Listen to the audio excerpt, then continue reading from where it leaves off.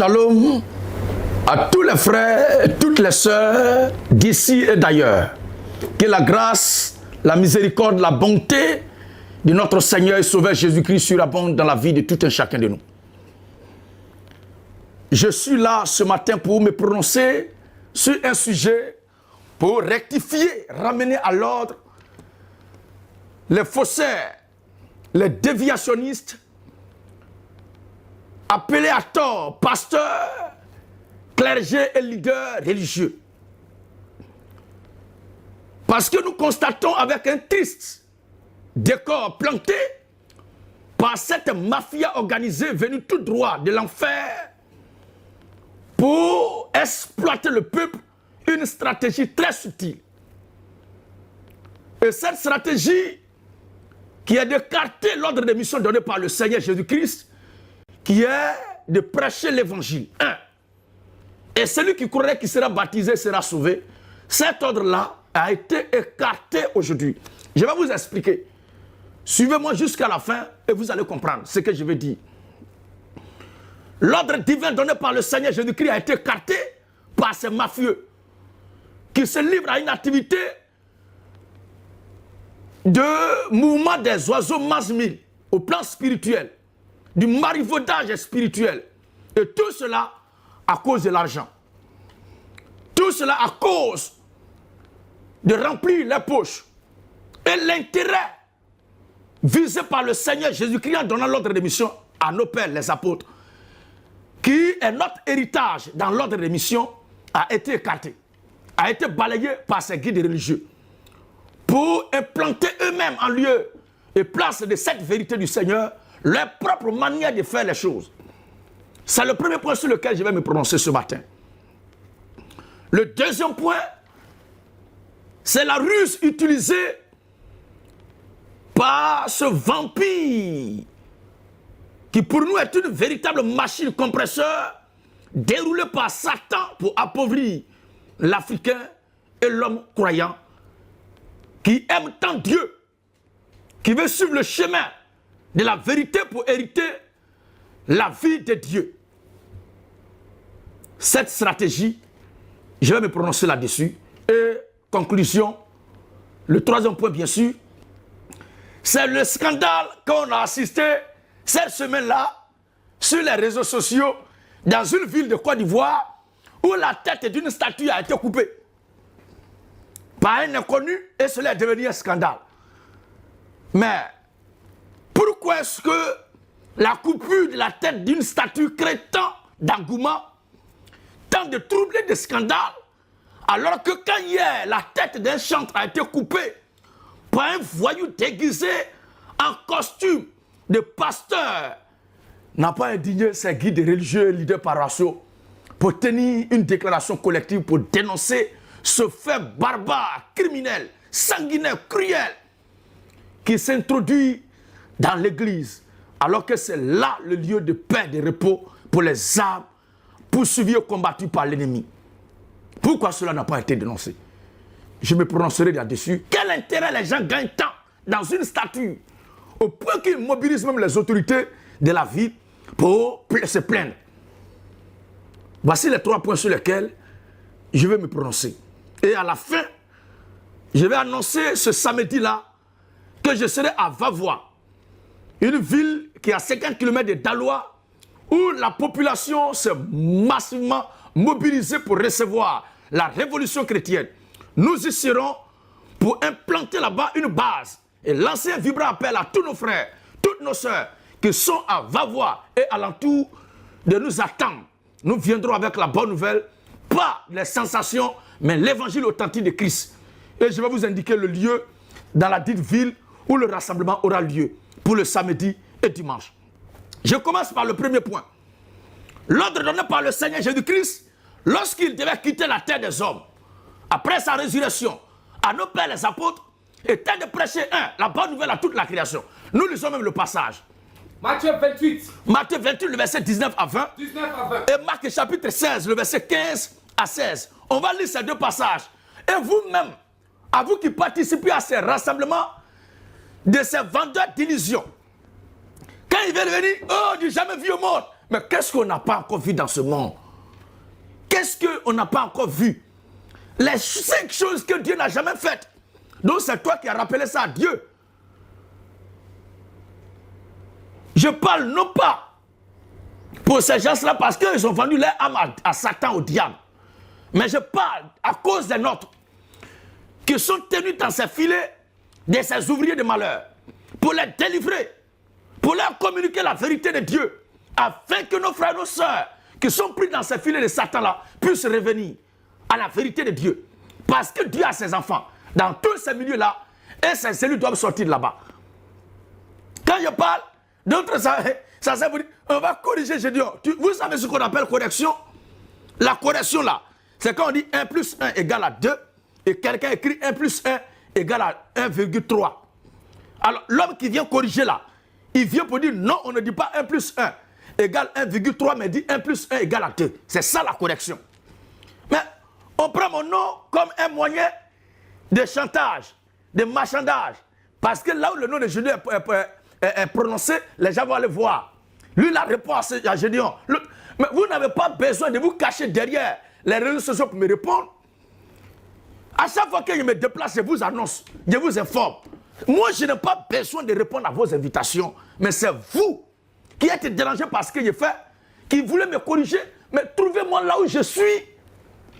Trouvez-moi là où je suis. Ne me voyez pas comme vos classes de pasteurs dans vos mouvements de mensonges, d'escroquerie et de banditisme que vous organisez. Non! Je suis un prédicateur de l'évangile. Je me tiens sur la place pour prêcher et celui qui pense que je développe une doctrine qui n'est pas vraie, il se rend là-bas, il me croise là-bas. Moi, je n'ai pas besoin de vous. Moi, je ne m'occupe pas de vous. Ce que vous êtes ne m'intéresse pas. Mais c'est ce qui est prêché qui n'est pas vrai. Dans vos communautés ou même dans le monde là, c'est ça que je dénonce. Et je suis appelé à enseigner l'évangile authentique du Seigneur Jésus-Christ. C'est ce travail que je fais. Alors, ne vous fatiguez pas. Vous vous asseoir derrière vos caméras, derrière, comment on appelle ça, réseaux sociaux, correction. Quand Gédéon, réponse à Gédéon, on ne me répond pas à distance. Celui qui veut me répondre n'a qu'à me trouver face à face. Là-bas, là, au moins, quand tu as fini de parler là, je vais te faire marche arrière. Au nom du Seigneur Jésus-Christ. Parce qu'en dehors de ce message que nous prêchons, il n'y a pas de vérité au monde.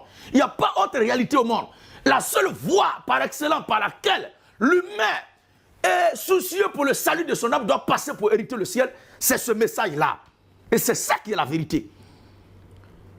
Alors, le Seigneur a dit de prêcher l'évangile d'abord à toute la création. Matthieu 28, 19 à 20. Comment on doit faire? Oui. Allez. Allez. Faites de toutes les nations des disciples. Comment est-ce qu'on doit faire des disciples? Les baptisants. Comment on doit faire des disciples? Suivez bien. L'écriture est claire. On fait des disciples en les baptisant au nom du Père. Après leur avoir prêché l'évangile. On doit faire des disciples en les baptisant après leur avoir prêché l'évangile. Mais vous-même là, la question elle est là. Quand vous voyez ces leaders, ces perroquets qui se rassemblent pour faire les conventions, les synodes, les rassemblements spectaculaires du jamais vu au monde, quand ils finissent là, ils baptisent qui? Qui on appelle à l'hôtel pour dire qui a cru à l'évangile qui veut prendre son baptême? Parce que vous-même là, votre âme ne leur dit rien. La suivi de vos âmes ne leur dit rien. Vous communiquez la vie éternelle n'est pas le problème. Parce qu'eux-mêmes n'ont pas la vie éternelle. Jésus est clair. Qu'un homme ne peut posséder sur la terre que ce qu'il a reçu du ciel. Mais si eux n'ont pas reçu la vie éternelle, en quoi est-ce qu'ils peuvent la transmettre aux autres? En quoi est-ce qu'ils peuvent la prêcher aux autres? Ce qu'ils ont reçu, ils sont à l'image de ces gens-là qui, à la croix, lorsque le Seigneur fut crucifié, qu'est-ce qu'ils ont fait? Ils ont pris ses vêtements pour déchirer. Et ils ont lutté sur le vêtement, chacun est parti avec son morceau. Chacun est parti avec son morceau. Mais le Christ lui-même est resté intact à la croix. Qu'est-ce que cela représente? C'est l'image de ces guides religieux. Au lieu de prendre la parole, ils prennent les signes, le bruit, le spectacle qui accompagne la parole. Or, les miracles ne donnent pas la vie. Les spectacles ne donnent pas la vie. Mais la seule chose qui donne la vie éternelle, c'est la parole. C'est le Christ lui-même. Mais Christ est écarté. Voici les miracles qui accompagnent ceux qui auront cru. C'est ça aujourd'hui qui est la préoccupation des gens. Et ils suivent les miracles, mais les miracles ne les suivent pas. Prêchez l'évangile authentique. Et quand l'individu croit là, il doit être baptisé. Mais aujourd'hui, ce n'est pas leur préoccupation. Baptiser les gens, si ils ont fini de faire leur synode, leurs conventions spectaculaires, leurs rassemblements populaires, du jamais vu au monde, les 5 choses que Dieu n'a jamais fait. Qui vient à la conversion? Qui est baptisé? Vous pensez que c'est pour vous introduire, vous conduire à Christ qu'il vienne? Et c'est un rassemblement des hypocrites, même d'ailleurs. Lui là-bas, l'autre côté, l'autre va là-bas, l'autre va là-bas. Et quand ils se retrouvent, oh, on adore le Seigneur. Vous adorez quel Seigneur juste? L'adoration véritable ne peut être possible que lorsque, 1, vous avez écouté le même évangile. 2, vous avez cru ce même évangile. 3, vous avez été baptisé dans le même nom, selon le même schéma et formule baptismale. Et ensuite, il y a le même esprit. Parce que la communion d'esprit ne peut être possible que lorsqu'il y a l'unicité de foi par la doctrine. Mais quand vous finissez, chacun retourne dans son marigot. Et même quand il finit de vous rassembler comme ça, il finit de faire leur connerie là, il rentre et chacun est livré à son sort. Il est là comme ça. Il attend encore. Ils attendent encore quelques mois plus tard. Quand ce qu'ils vous ont dépouillé est fini, ils réfléchissent jusqu'à pour créer encore autre mensonge. Ils reviennent. Toujours la même chose. Mais prêchez la parole de Dieu. Prêchez l'évangile. En cela, vous allez convertir les âmes à Christ. Vous allez sauver des âmes. Vous allez les délivrer. Vous me direz que ces âmes-là sont déjà converties? Ah, mais là, je suis étonné. Si vous me dites que ces gens que vous rassemblez dans vos spectacles que vous faites là sont déjà convertis, je suis gravement scandalisé. Comment est-ce que des gens qui sont convertis, qui ont le Christ en eux, peuvent à tous vos rassemblements, dans tous vos spectacles que vous faites, ils peuvent toujours tomber. Ils peuvent toujours tomber en transe. Toujours, les mêmes individus tombent. Les mêmes individus tombent. Les mêmes individus tombent. Donc, lui, depuis qu'il dit qu'il est chrétien, il n'a pas encore reçu le Christ. Et c'est vous qu'ils attendent pour tomber en transe. D'ailleurs, dans la Bible, c'est quel chrétien qui est tombé en transe? Si vos rassemblements là sont les rassemblements des chrétiens, dit-elle. Si c'est vraiment rassemblement des chrétiens, pourquoi est-ce que les participants de ces rassemblements tombent en transe? Cela montre véritablement que vous n'êtes pas illuminés, vous n'êtes pas éclairés. Et si ces gens-là ne sont pas petits, et n'ont pas Christ en eux, ils n'ont pas attendu la vérité, et ils sont encore dans l'ignorance, et c'est pour la première fois qu'ils rentrent en contact avec la vérité, pourquoi est-ce que vous ne les baptisez pas si réellement c'est le Christ que vous servez et que ce n'est pas votre propre intérêt que vous cherchez? J'attire votre attention parce que ce système-là est répandu partout aujourd'hui. Oui, convention annuelle, veille de miracles, tempête de feu, et les gens viennent de partout. Pourquoi? Parce que la souffrance, la pauvreté est devenue cruelle. Les gens cherchent à manger, les gens cherchent une condition de vie meilleure. Mais la Bible dit, cherchez premièrement le royaume et la justice de Dieu. Mais cela n'est pas votre préoccupation. Vous cherchez les choses de la terre d'abord, parce que vous êtes de la terre. Mais ceux qui sont d'en haut là, cherchent d'abord les choses d'en haut. Après, le reste là vient. Mais ce n'est plus aujourd'hui le problème des gens. Ce n'est plus au centre même des rassemblements, des synodes. Je vais vous dire pourquoi. Mais terminons d'abord le passage. Allez, faites de toutes les nations des disciples. On doit faire des disciples. Les baptiser au nom du Père. On doit les baptiser. C'est sur ce point-là que je vais insister. En faisant des disciples là, il y a une seule façon de faire des disciples. C'est de les baptiser. Après là, on va prêcher l'évangile. Mais vous prêchez. Est-ce que vous prêchez même d'ailleurs? Vous racontez des balivernes. Et les gens, moi j'ai écouté ce papa-là vraiment. Ma vie a changé. Il a dit beaucoup de choses aujourd'hui de ma vie qui me concernent. Ah bon? Toi-même, tu ne sais pas ce qui concerne ta vie. C'est quelqu'un d'autre qui avait besoin de te dire ça. C'est quelqu'un d'autre. Non, ça fait 2 mois. Il y a quelqu'un ici, depuis 2 mois, son pied lui fait mal. Il avait mal au ventre. Vraiment. L'homme de Dieu a dit tout ce qui concerne ma vie. Donc toi, depuis 2 mois, tu ne sais pas que tu avais mal au ventre.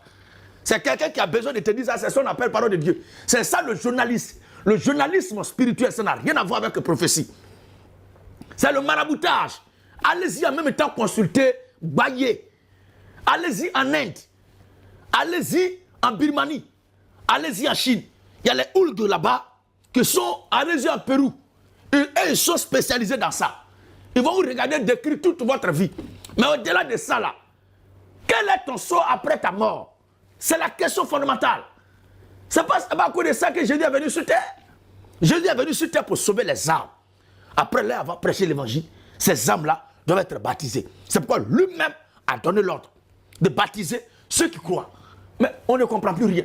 Ce n'est plus ça aujourd'hui qui est le souci de ces prédicateurs-là. Pourquoi? Marc chapitre 15, 16, le verset 15 à 16. Marc 16, 15 à 16. Oui. Puis il a dit. Puis le Seigneur Jésus-Christ lui a dit. Allez par tout le monde. Allez par tout le monde. Et prêchez la bonne nouvelle à toute la création. Prêchez la bonne nouvelle. Est-ce que tu vas avoir clé de voiture? Tu vas avoir une maison? Tu vas construire? Est-ce que c'est ça la bonne nouvelle? Il n'a pas dit de bonne nouvelle, mais là, le substantif. Si vous avez un problème de concept définitionnel, informez-moi, je vais vous instruire là-dessus. Il y a d'autres qui disent que je suis un inculte, que je dis, oh, il ne vaut rien, il ne pas aller à l'école, c'est un petit qui ne me pas. Vous ne me connaissez même pas. Vous ne me connaissez même pas. Mes amis avec qui j'ai fait école, qui jusque-là ont gardé le souvenir, savent très bien. Je ne dis pas que j'étais le meilleur des meilleurs, mais ce n'est pas parce que je suis raté à l'école que je suis en train de prêcher l'évangile. Mais c'est Dieu lui-même qui m'a imposé cette situation de prêcher l'évangile.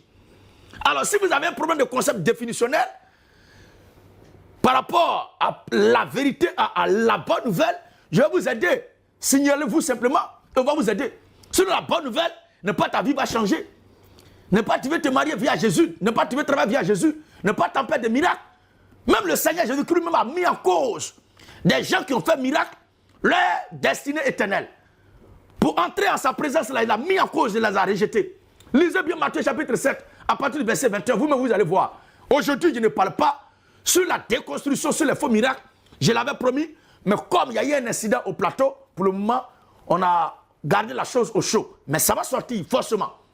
Aujourd'hui, nous sommes en train de parler de la déconstruction de la mafia organisée contre l'Église.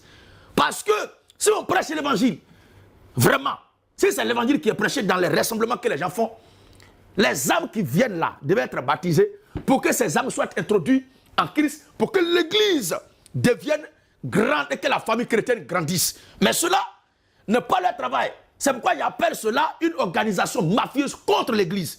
Maintenant, le point saillant même arrive. Prêcher la bonne nouvelle à toute la création. Oui. Puis il a dit, allez par tout le monde. Allez par tout le monde, Dieu. Prêchez la bonne nouvelle à toute la création. Prêchez la bonne nouvelle à toute la création. Celui qui croira. Celui qui croira et qui sera baptisé. Et qui sera baptisé. Sera sauvé. Voici la question majeure. Voici le point crucial. Le point capital pour lequel Jésus avait envoyé et a envoyé ses serviteurs. Êtes-vous réellement serviteur de Jésus-Christ? À vous qui créez ces faux spectacles-là, qui vendez les illusions au peuple de Dieu, qui vendez le mensonge au peuple de Dieu, qui donnez du vinaigre à boire au peuple qui a soif de boire de l'eau fraîche de roche. Est-ce que c'est cela vrai? Est-ce que cela est vraiment votre souci? Si oui, pourquoi est-ce que, après vos simagrées là, vous ne baptisez pas ces âmes? Et quand vous finissez, vous les tournez d'eau. Chacun retourne dans son marigot. Chacun retourne dans sa rivière. Chacun retourne dans sa loge. Et la vie des gens reste comme ça. Pourquoi? Parce que vous avez une idée derrière la tête. Vous avez une préoccupation. Vous avez un objectif. Et quel est cet objectif-là? Quel est cet objectif-là? Quel est le but visé? En rassemblant les gens de tous bords. En rassemblant les gens de tous bords. Quel est cet objectif visé? Parce que vous ne savez même pas si ces gens-là sont convertis ou ne sont pas convertis ou sont en Christ ou ne sont pas en Christ ou tout ce qui vous intéresse. Moi, vous avez peur, mais moi je vais dire ça. Je vais dire ça. Vous avez trouvé ces gens-là comme votre fonds de commerce. Ils sont devenus votre système d'enrichissement. Ils sont devenus vos marionnettes que vous manipulez pour vous remplir les poches. Sinon, si c'est le Christ que vous prêchez, pourquoi est-ce que ces âmes-là, leur suivi spirituel, des gens qui disent qu'ils sont serviteurs de Dieu, mais qui n'ont aucune assemblée pour cadrer, pour enseigner, pour instruire le peuple qui se dit être gagné. Quel est l'objectif visé? C'est ça, le mange-mille spirituel. Ce sont des gruyères d'arachide. Tout ce qui les intéresse, manger, manger, manger, construire, manger, manger, manger. Ils sont devenus des touristes spirituels. Ce n'est pas ça, prêcher l'évangile. Ce n'est pas ça. Il faut prêcher l'évangile. Il faut convertir les hommes à Christ. Et il faut les baptiser. Il faut les encadrer, les instruire, les enseigner, les transmettre. Parce que le Seigneur a dit baptisez-les et enseignez-leur. Enseignez-leur après les avoir baptisés. Non seulement leur baptême. Ne vous direz pas, parce que vous-même ce n'est pas les sauvés qui vous intéressent, mais c'est ce qui est dans leur poche. Et comment est-ce que vous arrivez à les dépouiller? J'explique le système simplement. J'explique le système. Regardez ces gens-là, ces gens de prédicateurs-là. Ils disent que la dîme n'est pas leur préoccupation. Ils ne font pas les offrandes. Je vous explique. Vous donnez plus que dîme et offrande. Je vais vous expliquer. Voilà quelqu'un qui se dit qu'il est homme de Dieu. Il a un kit, comme kit scolaire. À l'intérieur, par exemple, je veux parler de kit scolaire, il y a taille crayon, il y a bic vert, bic bleu, bic rouge, bic noir, cahier, ardoise. Maintenant, ce kit-là, chaque élément constituant le kit doit être acheté.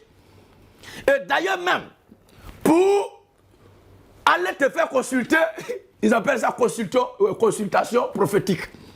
Il y a un montant quota qui est fixé. Par exemple, ça peut être 100 000. À quelqu'un qui gagne, par exemple, un salaire de 500 000 francs par mois, la dîme, logiquement, c'est 50 000. Maintenant, consultation prophétique, c'est 100 000. Après la consultation, il y a le kit qu'il faut payer. D'ailleurs, même, ils ont de ces brochures, de ces romans bien livres, ouvrages où ils racontent leur vie de n'importe quoi, leur vie de banditisme, de délinquance, qu'ils appellent témoignage d'un homme de Dieu. C'est de la plaisanterie, tout ça, c'est de la schizophrénie. C'est de la schizophrénie. C'est-à-dire qu'ils ont poussé une démence qui a atteint un niveau où la crise maintenant de la démence est véritablement devenue une maladie de schizophrénie. Et plus que ces crises-là, ils appellent ça roman. Parce que, étant rempli moins de l'esprit de cupidité, alors qu'est-ce qu'ils font? Le kit est vendu. Chaque élément dedans, il y a caillou. Il y a celle consacrée d'Israël. Caillou qu'on ramasse là. Ils savent ramasser ça dans quelle rivière, mais on ne sait pas. Ils vendent ça à 50 000 ou bien 20. D'ailleurs, même le fait même de vendre déjà, c'est un problème. Huile du Nord, panaché avec un peu d'huile d'olive, ils vendent ça. Bonnet rouge, ils vendent ça. Et à la fin, toi qui as un salaire de 500 000 qui devais payer de façon publique une dîme de 50 000 francs, tu sais à quoi tu te retrouves? Tu payes quelque chose de 300 000 francs ou bien 200 000 francs. Et quand ils finissent de se remplir, et ça c'est pour une seule personne. Hein? Imaginez maintenant le nombre d'individus que vous constituez après avoir acheté tout ça là. Si tu as demandé une prière, tu dois faire une offrande pour que l'homme de Dieu prie pour toi. Quelle bonne prière. Dis n'importe quoi. Et de façon subtile et chinoise, la vérité de Dieu, qui est selon la Bible, donne la dîme, donne l'offrande, qui n'est pas un poids sur les épaules du peuple, parce que quelqu'un qui a gagné 200 000 francs, sa dîme, c'est 20 000 francs. S'il a fait son offrande, 500, 100 francs, 10 francs, c'est son problème. Ce dernier-là va se retrouver avec vos pratiques machiavéliques. Anachronique va se retrouver avec 50 000 francs dans sa poche. Et l'opération poche vide est lancée. Et il n'y a plus rien. Et les gens sont dépouillés. Je comprends pourquoi certains d'entre eux traitent le peuple de bêtes. Traitent le peuple ivoirien de bêtes. Mais ce sont ces noirs, ces Africains noirs, qu'on traite de bêtes en Afrique ici, qui sont en Europe. Puisqu'ils cherchent là-bas, ils cherchent leur vie. Et qu'est-ce qu'il faut faire? Ces mêmes bêtes d'Afrique-là se déportent en Europe et la bêtisation ou bien la bêteté africaine est déportée là-bas et ces bêtes-là sont dépouillées. Mais moi, je ne dirais pas que vous êtes bêtes. Vous aimez Dieu, c'est pourquoi vous agissez ainsi. Vous aimez le Seigneur, voulant tellement montrer votre bonne foi, montrer votre sincérité envers le Seigneur, montrer votre et détermination, parce que l'homme africain, c'est un homme croyant même dessus. Que quelqu'un qui croit, c'est quelqu'un de foi et de conviction. Alors, cette bonne foi est devenue maintenant un objet de malédiction pour vous et vous êtes exploité. Mais il n'est pas encore tard de vous ressaisir. Il n'est pas encore tard. Vous n'êtes pas des animaux sans conscience. Vous n'êtes pas bêtes. Vous n'êtes pas des ignares. Vous n'êtes pas des imbéciles. Vous êtes un peuple qui a de la valeur, qui aime Dieu, mais qui est en quête de repères. Je ne vous oblige pas à croire forcément ce que je dis. Je ne vous oblige pas à être d'accord avec moi dans tout ce que je dis. Mais je vous exhorte à vous-même avoir une lecture aiguë de l'écriture sainte de la Bible. Parce que le problème de la majorité, c'est que les gens n'ont pas lu. On se fie beaucoup à ce que les gens racontent. Mais on ne prend pas le temps d'examiner les Écritures pour voir si ce qu'on nous dit est vraiment exact. Acte 17, le verset 11. Acte 17, le verset 11. Regardez ce que l'Écriture dit. Acte 17, 11. Voici à quoi je vous appelle. Ces Juifs. Lui là a tel comportement, l'autre a tel comportement, lui là s'est comporté comme ça. Ça c'est sa vie à lui. Mais qu'est-ce qu'on dit de l'Écriture? Qu'est-ce que nous annonçons de la part de Dieu? Parce que celui qui se jurait l'homme le plus saint dans son comportement aux yeux du monde entier, vous ne savez pas ce qu'il fait en secret. Même moi, ma vie privée, ça me concerne moi seul. Ça ne vous concerne pas. Mais ma vie en tant qu'homme là ne nous amène nulle part. Mais qu'est-ce que je prêche de Dieu? Qu'est-ce que j'enseigne de Christ? C'est ça le plus important. Quand la Bible dit, Dieu a tant aimé le monde qu'il a donné son Fils unique afin que quiconque croit en lui. Il n'a pas dit quiconque a son comportement. Et la Bible dit dans Jean chapitre 3, le verset 34, celui que Dieu envoie dit les paroles de Dieu. Il n'a pas dit qu'il a le comportement de Dieu. Dans la conduite, dans le comportement, à Dieu la sainteté, la pureté et la perfection. Mais quant à la doctrine, Christ agit par ses serviteurs en apportant la clarté de la doctrine de Christ. Parce que là, il est question de la vie et de l'avenir spirituel du salut de ses enfants. Acte chapitre 17, verset 15. Voici ce à quoi je vous exhorte. Acte 17, 11. Oui, acte 17, 11. Ces Juifs. Ces Juifs-là avaient des sentiments plus nobles. Avaient des sentiments plus nobles que ceux de Thessalonique. Ils reçurent la parole. Ils reçurent la parole. Avec beaucoup d'empressement. Avec beaucoup d'empressement. Et ils examinaient chaque jour. Ils examinaient chaque jour. Les Écritures. Les Écritures. Pour voir. Pour voir. Si ce qu'on leur disait était exact. Pour voir. Il faut examiner les Écritures. Si quelqu'un te dit consultation prophétique, c'est tel montant, demande-lui c'est écrit où. Si quelqu'un te dit il a un ouvrage qu'il faut impérativement acheter avant de participer à son rassemblement, mais s'ils sont malins que vous, ils vous exploitent.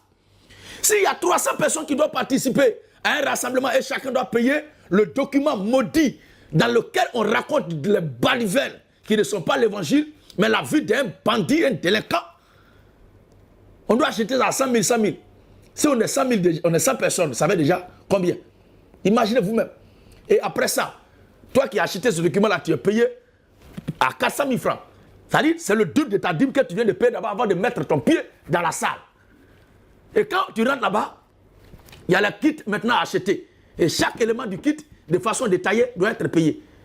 Et quand tu finis d'acheter ça, à la fin, les mêmes choses sont là, les mêmes problèmes sont là. L'année prochaine encore, ou bien les mois qui viennent encore, les mêmes individus viennent avec les mêmes arnaques. Réveillez-vous. Il ne faudrait pas que le noir, l'Africain, soit vu comme un singe. Que les plus malins et plus vicieux manipulent. Nous sommes un peuple qui appartient quelque part à Dieu.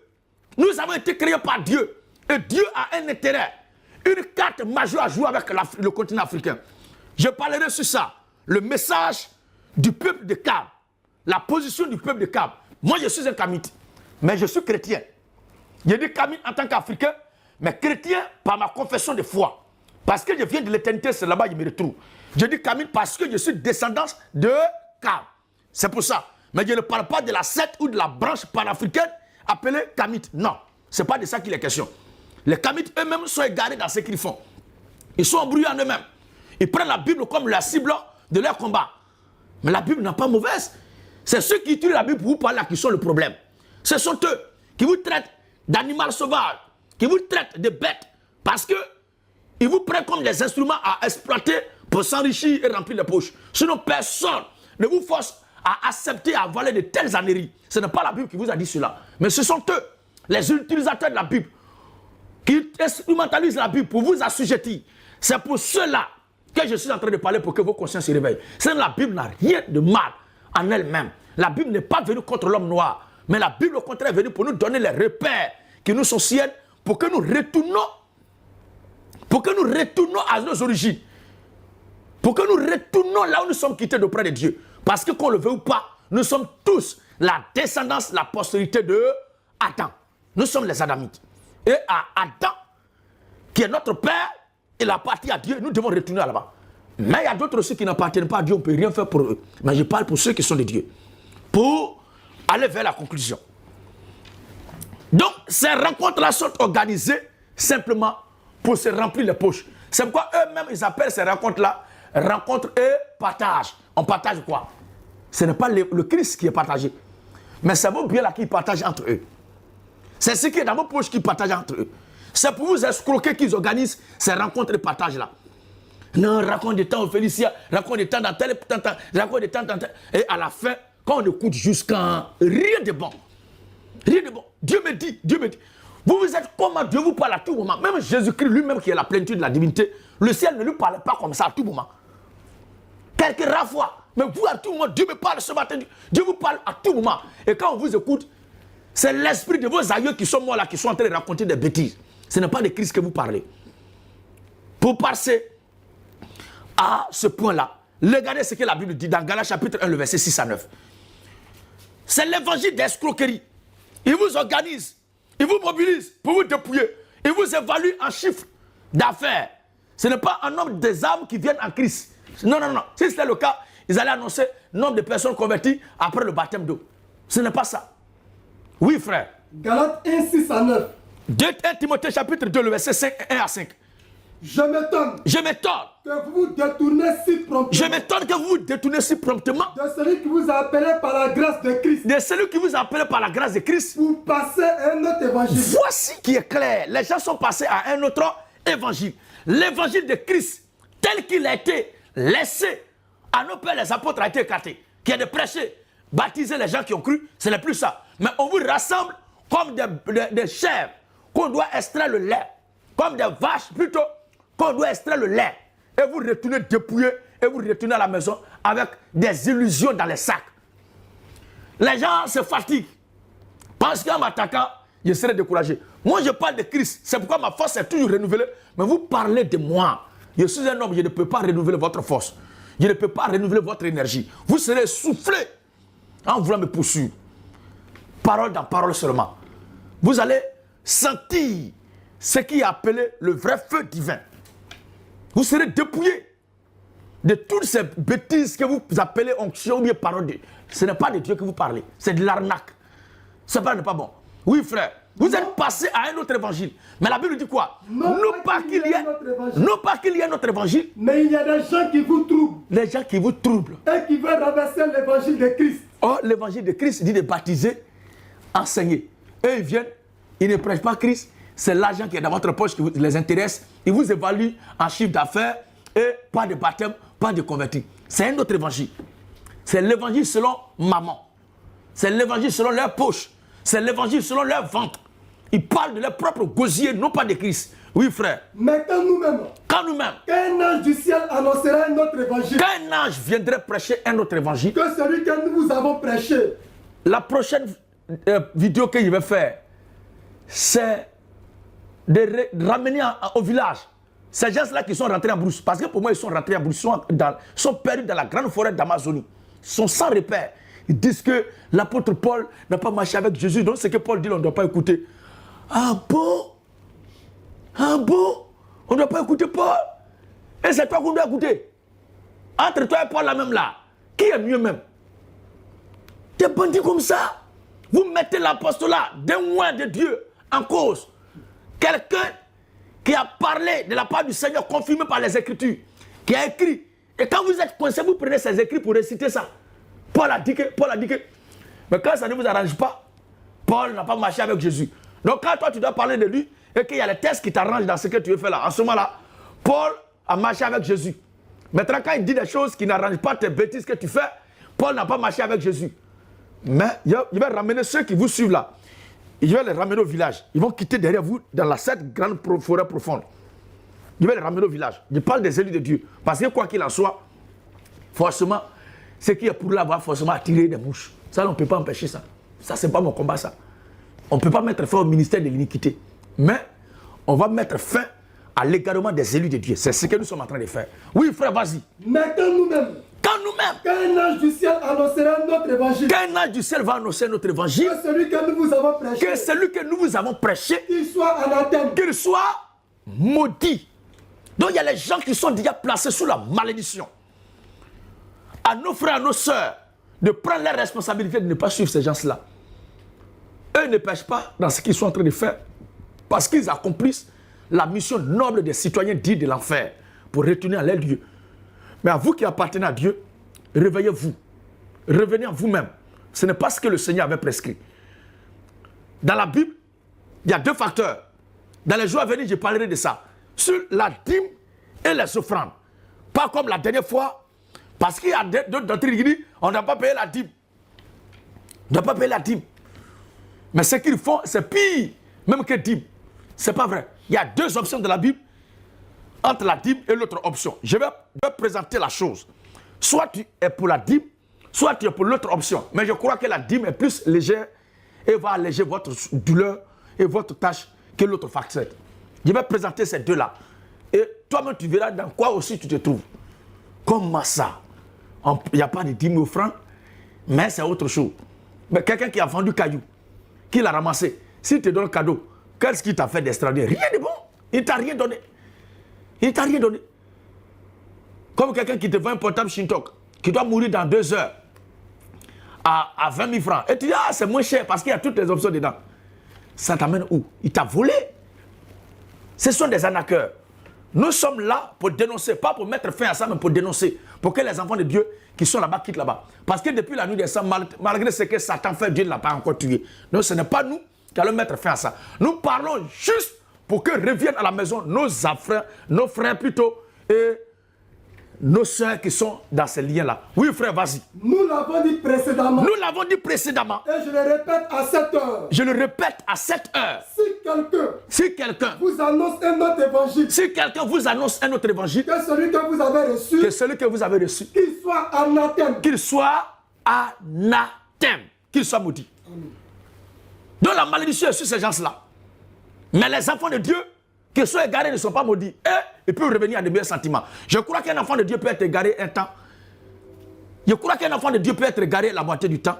Mais un enfant de Dieu ne peut jamais être égaré tout le temps, toute sa vie. Un temps viendra où Dieu va l'éclairer et il deviendra une révolte contre le système qu'il avait égaré. Jamais mon nom ne sera associé à quelqu'un qui a participé à la trahison de la mémoire de nos pères les apôtres. Jamais. Je ne serai associé à un individu qui a vendu de l'illusion au peuple de Dieu qui attend la vérité de Dieu pour que son âme soit sauvée. Jamais. Mon image ne sera pas associée à l'image des mafieux dans une salle, quoi que ce soit. Celui qui a besoin de moi et qui veut me parler, qu'il me trouve publiquement. J'ai appris des choses qui m'ont quand même fait rire, mais je ne m'occupe pas de ça. Je parle de Christ. Et celui qui a besoin de ça, qui me trouve sur les lieux. Je n'ai pas besoin de vous. Vous ne me dérangez même pas. Ce que vous faites là ne fait rien. C'est vous qui tremblez sur vos bases parce que moi et mes frères dans le Seigneur, nous sommes en train de faire. Si vous êtes troublés, trouvez-nous là-bas. Le Seigneur Jésus-Christ n'a pas le temps de répondre à une quelconque invitation de qui que ce soit. Ils sont pleins aujourd'hui. J'ai dit au débat du Seigneur, lui l'appelle là-bas. Lui répond. Non, on n'a pas besoin de me répondre moi face to face. Sur le terrain devant tout le peuple. À ciel ouvert, en direct. C'est ça qu'il est question. Question et réponse. Et en 2 minutes, la vérité que tu pensais détenir là, tu vas voir que tu ne l'as jamais connue. C'est ça qui est la vérité de Dieu. Et c'est de ça que nous parlons. Nous écoutons encore la suite. La fameuse déclaration selon laquelle on se rassemble pour faire le partage. Mais lisons d'abord 1 Thessaloniciens chapitre 2, le verset 1 à 5. C'est ça la fraude. La voie de Dieu qui a été tracée est contournée par ces gens-là. Parce qu'ils voient qu'en empruntant la voie de Dieu, ils ne vont pas avoir beaucoup. Donc, merci pied une stratégie Ils orchestrent une stratégie d'escroquerie. Oui, frère. 1 Thessaloniciens 2. 1 Thessaloniciens 2. 1 à 5. 1 à 5. Vous savez vous-même. Vous savez vous-même, frère, que notre arrivée chez vous, que l'arrivée de ce message que nous prêchons là, n'a pas été sans résultat. Voilà, à chaque fois que nous sortons, il y a des résultats positifs palpables. Oui. Après avoir souffert. Après avoir souffert. Il reçut des outrages à Philippe. C'est à cause de l'évangile, pas à cause d'autre chose. Oui. Comme vous le savez. Comme vous le savez. Nous prîmes de l'assurance à notre Dieu. À notre Dieu, nous plaçons notre espoir. Pour vous annoncer l'évangile. Pour vous annoncer l'évangile de Dieu. Au milieu de bien des combats. Au milieu des biens de combat. La vérité dérange. Elle doit toujours déranger. Quelqu'un qui dit tenir de Dieu, détenir de Dieu. Un ministère, une vision, et qui la prend et qui n'est pas combattu et qui ne dérange pas, c'est que ce dernier-là doit revoir sa copie. Tous les blocs religieux aujourd'hui se sont mis ensemble. Les brahmistes, leur groupe avec les religieux de ce siècle présent, contre Gédéon. Et je suis devenu leur cible. Connaissons contre Gédéon, tantôt contre Gédéon, ça là contre Gédéon. Mais à la fin, après avoir dit contre Gédéon, là, vous prêchez quoi pour que les âmes soient sauvées? C'est ça le débat de fond. D'autres me prennent pour un panneau publicitaire. Débat avec un petit de Gédéon, débat avec tel de Gédéon. Mon nom est devenu maintenant une publicité pour eux, pour que les gens partent simplement voir ce qu'ils sont en train de faire comme bêtises. Mais mettez vous-même votre propre nom. Faites ce que vous croyez. Enseignez ce que vous croyez. Et vous verrez vous-même. Et si vous pensez que dans ce que j'enseigne et prêche, il y a quelque chose de faux, venez. Ne m'appelez même pas même pour venir. Hein. Ne m'appelez pas, ne m'avertissez pas. Ne me demandez même pas même permission même. Débarquez comme ça, mettez votre nom sur la liste de ceux, des frères qui prennent les noms pour que les gens posent question. Mettez votre nom et vous rentrez directement. J'ai dit, hein, tu as dit telle chose. Nous, on est venus, voici le contraire de la Bible. Alors, explique-toi. C'est tout. Je n'ai pas besoin que vous m'avertissez même. Je n'ai pas besoin que vous me lancez une invitation particulière. Surprenez-moi. C'est ça. Quand vous allez venir là, vous allez croiser le roc séculaire dont il était question, sur lequel toute la création entière est appuyée pour tenir jusque-là en vie. C'est de ça qu'il est question. C'est sur ça que moi je place ma foi avec mes frères. C'est pourquoi nous tenons ferme. Depuis plus de quelque chose maintenant, on va dans 20 ans. Et on est toujours serein, toujours disant les mêmes choses. Nous ne changeons pas de bouche. Nous n'altérons pas ce que nous croyons. Nous ne trahirons pas la mémoire de notre Père dans ce qu'il nous a appris. Oui, frère. Car notre prédication ne repose ni sur l'erreur, ni sur des motifs impurs. Ce sont des motifs impurs, leur rassemblement qu'ils font là. Ni sur la fraude. Ni sur la fraude de façon frauduleuse. Ils dépouillent le peuple de façon illégale. Un enfant de Dieu qui a reçu de Dieu un ministère ou une mission, je crois qu'il doit recevoir de la part de ceux qui l'instruisent des soutiens. Mais de façon légale, selon que l'Écriture a recommandé. Pas de cette façon-là. Oui, frère. Mais selon que Dieu nous a jugés dignes. Mais selon que Dieu nous a jugés dignes. De nous confier l'évangile. De nous confier l'évangile. Ainsi nous parlons. Ainsi nous parlons. Non comme pour plaire des hommes. Non pas. Nous ne sommes pas là pour convaincre tout le monde. Non. Mais pour plaire à Dieu. À vous qui ne comprenez pas, qui ne croyez pas ce que nous prêchons, c'est de votre plein devoir. C'est votre droit. C'est pas obligé d'être d'accord avec tout. Puisque nous ne sommes pas d'accord avec tout le monde. Quoi de plus normal si vous n'êtes pas d'accord avec nous. Donc c'est ça. Mais prêchez maintenant, dans la correction que vous faites là, prêchez maintenant ce qui est vrai. Pour que les gens soient éclairés. Et que moi je découvre que, mais je suis en train d'enseigner des bêtises quand même. Hein. Voilà quelqu'un qui vient de prouver par A plus B que par exemple, la carte pastorale ou bien la carte d'identification pastorale n'est pas la marque, est la marque du diable. Tous ceux qui disent ça là, sont des plaisantins. Il n'y a pas un passage de la Bible qui dit que la carte d'identification pastorale la marque la bête. C'est du n'importe quoi. C'est une carte, simplement, pour se présenter aux autorités en tant que serviteur de Dieu. Un point, un trait. Ça n'a rien à voir de particulier sur la foi et la doctrine que nous prêchons. C'est de ça qu'il est question. L'évangile authentique. C'est comme ceux qui vont se marier à la mairie. Ce n'est pas écrit dans la Bible. Mais moi, je ne peux pas dire qu'ils sont diables de façon absolue parce qu'ils sont allés se marier à la mairie. Ce n'est pas biblique. Mais ils le font. Mais ça n'a rien à voir avec la doctrine. Si quelqu'un a marié 5 femmes, ou bien il a fait 20 tours à la mairie avec une femme et qui prêche l'évangile authentique du Seigneur Jésus-Christ, il est sauvé. Parce que l'acte de notoriété de Maria qui est signé là-bas, le maire qui est là-bas, là, ce n'est pas quelqu'un qui est revêtu du Saint-Esprit. Hein. C'est sa signature qui scelle votre mariage. Mais ce n'est pas le Saint-Esprit qui l'a investi dans ce pouvoir-là. Mais malgré ça, vous êtes allé là-bas. Moi, je ne peux pas vous blâmer pour ça. Parce que c'est ça l'enfantillage. Qu'est-ce que nous prêchons pour que les âmes soient sauvées? C'est de ça qu'il est question. Oui, frère. Jamais. Jamais. En effet. Nous n'avons usé de paroles flatteuses. Nous n'avons usé de paroles flatteuses. Comme vous le savez. Clair. Jamais. Jamais. Nous n'avons eu la cupidité pour mobile. La cupidité pour mobile. Ça veut dire qu'il y a des gens qui ont la cupidité pour mobile. Leur objectif, c'est la cupidité. Quittez dans ça. Prêchez l'évangile. Dieu qui voit votre sincérité enverra forcément des gens qui vont soutenir ce que vous faites. Et si vous voulez demander, soyez honnête. Demandez dans la légalité. Dieu va vous donner.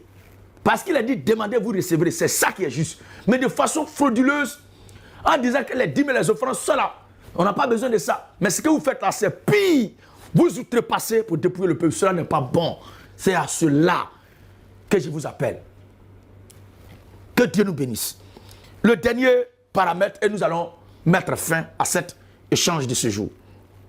2 Corinthiens chapitre 2.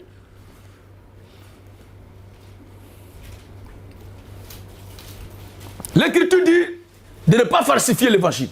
Et nous, les serviteurs de Dieu, nous ne falsifions pas l'évangile. Oui? 2 Corinthiens 2, 17. Oui? Car nous ne falsifions point la parole de Dieu. Ça veut dire qu'il y a des gens qui falsifient la parole de Dieu. Il y a des gens, leur travail, leur profession, c'est de falsifier la parole de Dieu. Oui? Nous ne falsifions point la parole de Dieu. Non. Oui? Car nous ne falsifions point la parole de Dieu. Oui? Comme font plusieurs.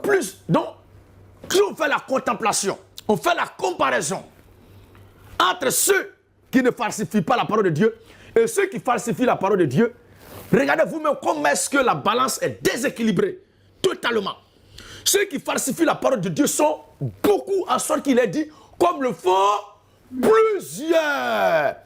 Les rassemblements spectaculaires pour dépouiller le peuple. Quel évangile qui est prêché? Si c'est l'évangile, où sont les âmes qui sont gagnées, qui ont pris leur baptême? Et ces âmes-là sont encadrées où? Ce n'est pas ça leur problème. Falsifier la parole de Dieu pour se remplir les poches parce que le peuple est devenu leur fond de raquettage. Cela n'est pas juste. J'accepterai de porter ma croix dignement, de souffrir pour la cause du Seigneur, de dormir à ventre plat le sol pour la cause de Christ en gardant l'authenticité de la doctrine du Seigneur pour que les élus de Dieu soient sauvés. Parce que le plus grand miracle qui produit la réjouissance des anges au ciel n'est pas tout ce que vous racontez là, mais c'est quand est-ce qu'une âme est convertie en Christ, d'après ce qu'il dit les Écritures. C'est bon, frère. Le dernier point, je n'ai pas compris cette affaire-là. Pourquoi est-ce que les gens sont scandalisés? Parce qu'il y a la tête d'une statue qui est coupée. Quand je dis que ces gens-là ne sont pas de Dieu, ce sont des païens, notre Dieu, ils parlent contre les croyants de Côte d'Ivoire. J'ai dû attaquer tout le monde. Mais vous-même là, vous croyez en quoi au juste? Entre la Bible et votre tradition, vos dogmes et systèmes, vous croyez en quoi au juste? L'évangile que nous prêchons nous exhorte à renoncer aux statuettes, à renoncer aux idoles. Alors si quelqu'un a coupé la tête d'une statue, pour moi, c'est une malédiction de moins dans le pays. C'est une malédiction de moins dans le pays. Et si le gouvernement peut autoriser la destruction de toutes ces statues, qui ne sont que des hauts lieux de malédiction, des endroits de puanteurs, ça c'est une bonne chose. Ces statues-là doivent être cassées. À l'époque, au temps biblique, ces statues étaient cassées. Lisez l'histoire de Gédéon. Gédéon a cassé ces statues-là. Il a renversé tous ces hauts lieux. D'où vient aujourd'hui que les gens sont choqués parce qu'une statue, sa tête a été coupée? Si vraiment Dieu pouvait donner à ces gens-là de continuer, moi je prierai pour que Dieu les bénisse davantage. Je ne sais pas qui ils sont, mais je prierai pour que Dieu leur donne davantage la force pour casser ces gens de statues dans le pays. Les statues de Marie. Vous avez vu Marie là-même où pour faire sa statue? Marie, mère de Jésus. Et le commentaire qui est fait m'a tellement choqué qu'ils ont décapité de façon cruelle et barbare la tête de la mère du Seigneur Jésus. Qui va dire que c'est la mère du Seigneur Jésus dans cette statue? C'est une statue qui a été fabriquée par un humain. Maintenant, si vous prenez cette statue-là comme étant Dieu ou bien déesse, entre celui qui a fabriqué la statue et la statue elle-même là, qui est mieux placé, qui doit recevoir les honneurs, l'adoration que vous vouez à la statue? Allez-y adorer celui qui a fabriqué cette statue-là. Là, au moins, c'est mieux. Lui, il peut causer avec vous, mais la statue ne peut même pas causer avec vous. Regardez ce que la Bible dit dans le livre de 2 Jean. 2 Jean, verset 9 à 11 et Habakkuk chapitre 2, le verset 18. On va lire ces deux passages-là et vous-même, vous allez voir si l'individu qui a cassé cette statue-là méritait divinement ou bien bibliquement d'être poursuivi par les autorités. Quand hier, la tête de ce chanteur a été coupée par ce délinquant en costume que vous appelez à tort pasteur, quand nous on parle pour les dénoncer, vous prenez que c'est mal. C'est pour que vous soyez vigilants, pour que ces crimes crapuleux odieux ne se produisent plus dans le pays et dans le milieu chrétien. Alors, regardez, personne, aucun communiqué du bloc religieux des communautés pour dire on condamne ce temps que cela, aucun communiqué. Si le communiqué a été fait, quelles sont les mesures de représailles qui ont été prises pour ces gens, avec tous les réseaux organisés qui ont coupé la tête de ce pauvre fidèle-là? Oui, frère. 2 Jean 9 à 11. Oui. Quiconque va plus loin. Il y a un seul chapitre, hein, c'est pourquoi il a dit 2 Jean. Il y a un seul chapitre de 2 Jean. Donc on commence au verset 11 pour les néophytes, les nouveaux dans la lecture biblique, pour ne pas que vous soyez embrouillés pour dire ah, mais c'est où encore 2 Jean 9 là? Non, c'est 2 Jean chapitre 1 à partir du verset 9. Puisqu'il y a un seul chapitre, c'est pourquoi le frère directement a parlé comme ça. Oui. 2 Jean 9, 11. Oui. Quiconque va plus loin. Quiconque va plus loin. Et ne demeure pas dans la doctrine de Christ. Quand on parle de doctrine, il s'agit de l'enseignement. Et ne demeure pas dans l'enseignement, l'idéologie, la connaissance des mystères de Christ. N'a point Dieu. Il n'a point Dieu. Si quelqu'un n'a pas Dieu là, quoi? C'est Satan qui l'a.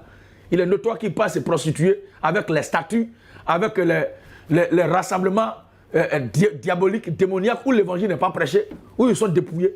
Quelqu'un qui a Satan, lui, il peut réfléchir à quoi? Oui, frère. Celui qui demeure dans cette doctrine. Celui qui demeure dans cette doctrine. A le Père et le Fils. A le Père et le Fils. Si quelqu'un vient à vous. Maintenant. Si quelqu'un vient à vous. Et n'apporte pas cette doctrine. Et n'apporte pas. C'est pourquoi il est impérieux. Il est impératif, primordial. Pour tout chrétien, pour tout croyant, d'avoir la connaissance de la doctrine de Christ. Pour ne pas que quelqu'un qui prêche autre chose vous emballe. Nous, ce qui fait notre assurance en Christ, c'est qu'on a eu un Père qui nous instruit concernant la doctrine de Christ. Et je rendrai toujours un vibrant hommage à la mémoire de mon Père jusqu'à ma mort. L'apôtre Zobel Agodio est un authentique serviteur de Dieu. C'est le Seigneur qui l'a suscité. Et le travail qu'il a fait pour moi, c'est Dieu qui a fait ce travail à travers lui. Dieu l'a véritablement envoyé et il a fait un travail. Et j'en suis fier. Je resterai fier de lui aujourd'hui. Peu importe tout ce que les gens racontent de lui, il est mon Père, il est mon Père, il restera mon Père. C'est ça qui est la vérité. Je ne renierai jamais mon Père. Jamais. Je ne trahirai pas la mémoire de mon Père. Jamais. Ce qui m'a appris, dont je suis convaincu là, c'est ça que je suis en train de prêcher. C'est ça que je crois. Parce que c'est la pure vérité. Celui qui ne croit pas en lui, c'est ton problème. Si ton père spirituel c'est Jésus, c'est Jésus qui t'a prêché l'évangile, qui t'a baptisé, c'est ton problème.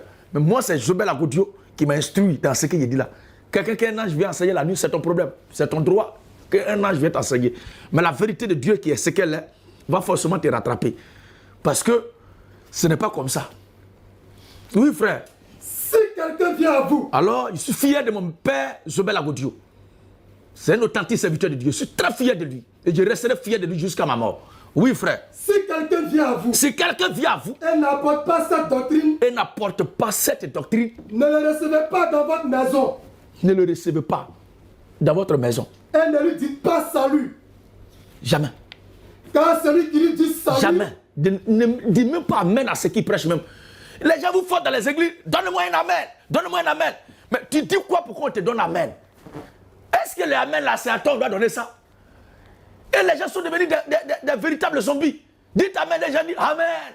Donne-moi un amen. Oh, le amen n'est prononcé que quand est-ce que ce qui est prêché là, tu es d'accord avec ça? Mais tu ne sais même pas quel esprit qui est derrière l'individu. Tu ne sais même pas ce qu'il prêche. Tu ne sais pas sur quoi il se base. Parce que ce n'est pas l'écriture qui prêche. Ce n'est pas le Christ qui prêche. Donne-moi amen. Dis amen. Donne-moi amen. Bataille ça là et tu vas t'entendre. C'est quoi ça? C'est écrit où? Ce sont des bêtises. On ne doit pas forcer un fidèle à dire amen. L'individu doit dire amen quand est-ce que ce qu'il a entendu le convainc. Le amen, c'est ainsi soit-il. Ou je suis d'accord. Tu m'as dit quelque chose, je ne comprends même pas de quoi ça est. Donc vous ne dites pas amen depuis là. Toi-même là, tu m'as dit ça. Nous disons abat les amen mendiés. Vous voulez envoûter le peuple à tout prix. Cela n'est pas juste. On doit dire amen lorsqu'on est convaincu de ce qui est prêché. Cela n'est pas bon. Ne dites plus amen à quelque chose qui ne vous convainc pas. Donnez-moi un amen là-bas. On va te donner amen pourquoi? Toi tu es Jésus. Oui frère. Si quelqu'un vient à vous et n'apporte pas cette doctrine-là, ne le recevez pas dans votre maison. Ne le recevez pas. Et ne lui dites pas salut. Ne lui dites même pas salut. Car celui qui lui dit salut, celui qui dit amen à ce qu'il prêche, participe à sa mauvaise œuvre. Moi, je ne me rassemblerai pas à table avec vous. Celui qui a besoin d'attendre ce que je dis et qui a des reproches, ou bien des points de vue divergents, il n'a qu'à me poser des questions sur ce que je dis. Là où je suis, en train de parler. Publiquement, il aura sa réponse avant de retourner. Moi, répondre à une invitation de grilleurs d'arachide, des mafieux, et puis moi, mon image va être associée à eux. Bande de rebelles. Moi, mon image va être associée à vous. Trouvez-moi là où je suis, en train d'évangéliser. C'est ça qui est la vérité. Si je suis intéressé par ce que vous faites, le jour où je suis intéressé, je me sens poussé parce que vous êtes en train de me déplacer pour vous trouver là où vous êtes. Des débats du siècle, des débats jamais vus. Avec qui? Toi-même, tu sais que tu existes. Moi-même, je ne sais même pas que tu existes. Même. Je ne reconnais pas ton existence. Tu es inexistant pour moi. Seulement, des conneries qui sont enseignées égarent les gens et troublent. C'est pourquoi je suis obligé de parler. C'est pourquoi dans ma sainte bouche, ma bouche sanctifiée, le nom d'un souillé jamais ne sortira de ma bouche. Jamais de la vie. Oui, frère. Habakkuk 2. Oui. 18 à 20. 18 à 20. À quoi sert une image taillée? À quoi sert une image taillée? Pour qu'un ouvrier la taille. À quoi? À quoi sert une image taillée? Pour qu'un ouvrier la taille. Pour qu'un ouvrier la taille. À quoi sert une image en fonte? Une image qu'ils ont coupé la tête, les gens ont commencé à se plaindre. Regardez la Bible même. Si c'est réellement de Dieu, en tout cas, moi, vous m'excusez beaucoup, si ce n'est pas de Dieu que vous parlez dans vos communautés, je suis au regret. Vous m'excusez beaucoup. Mais si c'est de Dieu que vous parlez, alors réveillez-vous de cette léthargie-là. Réveillez-vous de ce sommeil profond. Réveillez-vous de ce sommeil de vipère, de saison pluvieuse. Oui. À quoi sert une image en fonte? À quoi sert une image en fonte? Et qui enseigne le mensonge.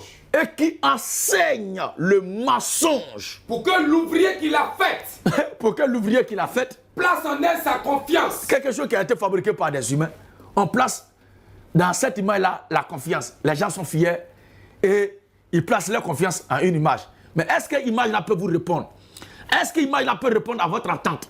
Est-ce que l'image-là peut changer? Oh, notre Dieu est un Dieu à qui nous parlons et qui nous répond de façon concrète. Mais les images, à force de vous consacrer aux images, Satan vient rentrer dedans pour vous faire croire que vous êtes en train d'être exaucé. Arrêtez ça. Si quelqu'un a cassé une statue, si quelqu'un a détruit une statue dans une communauté, on devait tous ensemble se mettre à genoux et bénir Dieu pour ce frère-là parce qu'il a été agité par le Saint-Esprit. Il a eu le courage qui manque à tant d'entre nous aujourd'hui de détruire ces statues-là. Oui, frère. Malheur à celui qui dit au bois. Malheur à celui qui dit au bois. Lève-toi. Lève-toi. À une pierre muette. À une pierre muette. Réveille-toi. Réveille-toi. Donnera-t-elle instruction? Donnera. Est-ce que la pierre là peut donner instruction? Voici. Voici. Elle est garnie d'or et d'argent. La pierre est garnie d'or et d'argent. Mais il n'y a point en elle. Il n'y a point en elle. Il n'y a point en elle. Il n'y a point un esprit qui l'anime. Voilà. Bon, statue qu'ils ont coupé sa tête là. C'est quel esprit qui est en ça? Il y a quoi dedans qui peut l'animer? Les gens se plaignent à cause d'une statue qu'ils ont cassée. Arrêtez de créer ça comme une polémique. Priez Dieu, bénissez ce frère-là. Parce qu'il a été agité par l'Esprit du Seigneur comme au temps de Gédéon, lors de l'opération Géribal. Dites merci à Dieu de ce que un Gédéon se signale déjà dans le pays. Je suis très content. Je ne le connais pas, mais s'il entend ce que je dis, là, tous mes encouragements, je lui dis merci et je bénis Dieu pour cette action-là. Nous prions Dieu pour que le Seigneur nous donne son courage là aussi pour casser tous ces statuts dans ce pays. Oui, frère. Alors, nous continuons. 1 Jean 5, le verset 21. 1 Jean 5, 21. Avant d'en arriver, pourquoi les gens sont tant agités à cause d'une statue? Parce qu'il y a un intérêt qui gagne dedans. Dans Acte 19, il y avait les gens qui adoraient là-bas une déesse dans une industrie, puisque ces monuments-là sont les lieux dans lesquels les gens vont se recueillir pour déposer l'argent. Donc c'est à cause de l'industrie que constituent ces statues-là que ces gens-là ont mal au cœur, que ça leur fait très mal du fait que les statues qui produisent l'argent est cassée. Oui, Acte 19. Acte 19, 23 à 35. La même réaction a eu lieu dans les Écritures. Il survint à cette époque. Les gens meurent, mais les esprits sont toujours là pour les manipuler. Le plus grand rebelle de la rébellion au plan spirituel a toujours été dans le romanisme. Le diable, quand il a été chassé du ciel, là, quand il est descendu sur terre, la plus grande communauté qu'il a bâtie pour aller à l'encontre de l'évangile authentique du Seigneur Jésus-Christ, tout le monde connaît ça. Ce sont ces églises qui bâtissent les statues, qui venaient, qui adorent les humains, qui ont changé aujourd'hui la parole de Dieu en autre chose, qui sont appelés les dogmes et catéchismes. Tout cela doit être écarté aujourd'hui de la foi chrétienne. Et quand on parle, non, laissez-nous dans notre chose, c'est votre chose. Vous montrez votre appartenance à la puissance des ténèbres. Oui, frère. Acte 19, 23 à 35. Oui. Il suivait à cette époque un grand trouble au sujet de la foi du Seigneur. Oui. Un nommé Démétrius. Un nommé Démétrius. Orfèvre. Orfèvre, ça dit, il fabriquait fabriquait en argent des temples de Diane. Voilà. Et procurait à ses ouvriers un gain considérable. Je ne prêche pas aujourd'hui sur les statues ou bien sur Diane. Mais je suis en train de montrer ma position dans ce que les gens appellent scandale, qui se produit en Côte d'Ivoire dans une ville que je ne saurais dénommer. La cassure ou bien la brisure ou bien la décapitation d'une statue. Comment décapiter une statue vous scandalise plus que la tête des gens qu'on coupe? Entre nous. Quand même. Ayez une conscience quand même de croyant. Ou bien d'être humain, même si vous ne respectez pas Dieu. Ayez une conscience quand même de l'humanité. Vous êtes scandalisé par une statue qui est cassée et on coupe la tête d'un fidèle dans l'église, ça ne vous dit rien? Quand même. Oui. Il les rassembla avec ceux du même métier et dit: oui. Oh homme. Oh homme. Vous savez que notre bien-être dépend de cette industrie. Vous savez très bien que notre bien-être dépend de cette industrie. Et vous voyez et entendez que non seulement à Éphèse, oui, mais dans presque toute l'Asie. Dans presque toute l'Asie. Ce Paul a persuadé et détourné une foule de gens. Il y a un auditeur qui m'a posé une question. Qu'est-ce que je pense de ce pasteur qui a été arrêté au Canada, condamné à cause des charges d'accusation qui lui sont retenues? Je ne connais pas sa vie, donc je ne pense rien. Ce qu'il a fait, les gens lui reprochent, sont vraiment avérés, je ne sais rien. Ou cela n'est pas avéré, je ne sais rien. Mais moi, je ne peux pas déterminer son ministère à cause de ces faits qui lui sont reprochés. Pour moi, le comportement d'un humain ne disqualifie pas son ministère. Mais c'est ce qu'il prêche là. C'est ça. Qu'est-ce qu'il prêche vraiment? Alors, pour qu'il soit avéré comme vrai ou faux envoyé, il faut que ce qu'il prêche là soit jugé. Non pas lui-même sa personne, mais son enseignement, son évangile. Sa conduite, si ce qu'on lui reproche sont vraiment, ses faits sont avérés, il a su. Si aussi c'est un montage grossier contre lui, tout compte fait, moi je ne peux pas accuser quelqu'un dans ce monde-là sur la base de son comportement pour dire qu'il n'est pas un homme de Dieu ou bien il est un homme de Dieu. Non, mais c'est par l'évangile qu'il prêche qui doit être jugé. Et c'est sur ça, moi en tant que prédicateur, je dois l'interpeller. Donc voici ma position sur cette affaire-là. Alors, n'attendez pas de moi quelque chose d'extraordinaire que ça. Oui, frère. Ce Paul a persuadé et détourné une foule de gens. Oui. En disant que les dieux faits de mains d'hommes. En disant que les dieux faits de mains d'hommes ne sont pas des dieux. Ne sont pas des dieux. C'est la même chose que je suis en train de prêcher aujourd'hui. C'est pour la même cause que je suis persécuté. Et comme Paul a été persécuté pour ça, moi aussi, je suis persécuté pour ça. Les mêmes causes produisent toujours les mêmes effets. C'est une manifestation réactionnelle. Oui. Le danger qui en résulte. Des actions qui sont posées depuis longtemps. Le danger qui en résulte. Ce n'est pas seulement que notre industrie ne tombe en discrédit. Ils ont appelé ça industrie. Oui. C'est encore que le temple de la grande déesse Diane. Voilà. Ne soit tenu pour rien. Donc si les gens ont compris le bien fondé de ce que Paul prêchait, de ce que nous sommes en train de prêcher, de ce que les gens ne doivent pas placer leur confiance en des statues, l'industrie s'inspire de Rome. Saint-Pierre plus de Rome va tomber. C'est une industrie qui fabrique les chapelets, eau bénite, les statues et autres. Aujourd'hui, les petits fabriquent ça dans les quartiers Carrefour aujourd'hui. C'est maintenant décentralisé. Parce qu'ils voient ça, ils voient ce message comme un danger qui va faire tomber leur empire financier. Parce qu'ils ont pris le peuple comme des gens à exploiter, à dépouiller pour se remplir les poches. Aujourd'hui, leurs comptes, leurs banques, leurs poches sont garnies à cause de ces moyens d'escroquerie qu'ils ont mis sur pied. Voici ce que je voulais dire. Voici ce que je voulais dire. Et maintenant, le livre de 1 Jean, chapitre 5, le verset 21. 1 Jean 5. Oui. 20 à 21.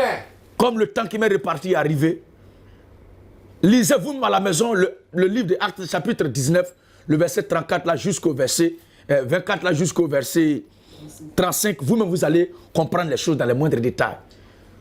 Et que le Saint-Esprit soit avec vous dans la méditation que vous allez faire. Oui, frère. Nous savons aussi que le Fils de Dieu est venu. Il y a un frère qui m'a demandé qu'en est-il pour nos parents qui sont morts avant que l'évangile ne soit prêché ou bien qui n'ont pas entendu l'évangile et qui sont morts. Frère, ne t'embrouille pas, je le dis humblement. Dieu ne nous jugera pas à nous qui sommes en train de prêcher. À toi qui es mon contemporain, Dieu ne va pas te juger en fonction de ceux qui sont morts avant nous. Dieu te jugera en fonction de ce que tu as entendu et de ce que tu as cru.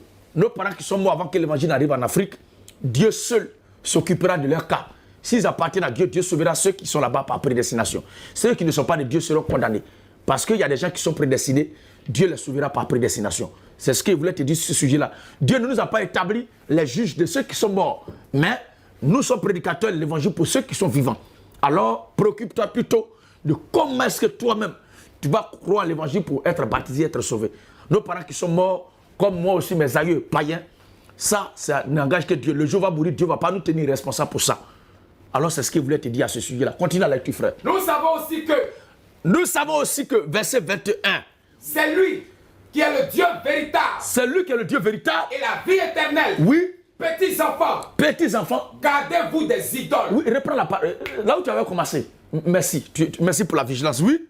Nous savons aussi que le Fils de Dieu est venu. Le Fils de Dieu est venu. Et qui nous a donné l'intelligence. Le Fils de Dieu est venu, nous a donné l'intelligence. Pour connaître le véritable. Pour connaître le véritable. Et nous sommes dans le véritable. Il n'est pas dit un véritable, mais dans le véritable.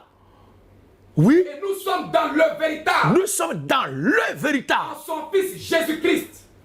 Si le grand Dieu des cieux n'est pas celui qui s'est camouflé dans un corps d'homme, recevant le baptême au nom du Seigneur Jésus-Christ dans son humanité, si ce n'est pas ce Dieu-là baptisé Jésus-Christ, lorsqu'il est venu sur terre et qu'il y a un autre Dieu ailleurs, ce Dieu, excusez-moi, mais c'est un faux Dieu, c'est un plaisantin de toi. Le seul vrai Dieu qui a créé toutes choses, c'est Jésus-Christ lui-même qui est venu en chair.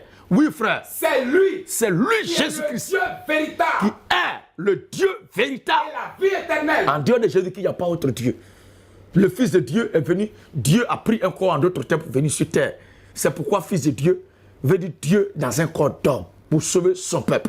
Oui, frère. Petits enfants. Gardez-vous des idoles. Puisque nous connaissons le Dieu véritable, l'Écriture nous demande de nous garder de nous abstenir des idoles, de ne pas nous approcher des idoles, de ne pas adorer les idoles. Puisque nous avons déjà le Dieu véritable, on va faire quoi avec idoles? Si tu as Jésus-Christ, pourquoi couper la tête d'une statue te scandalise? Quittez dans ça. Revenez à Christ d'un cœur sincère. Revenez à Dieu d'un cœur sincère. Revenez à la parole d'un cœur sincère. Jamais de la vie, il ne sera question que Gédéon a été associé aux arnaqueurs du peuple, associé à quelqu'un qui a trahi la mémoire de nos pères les apôtres.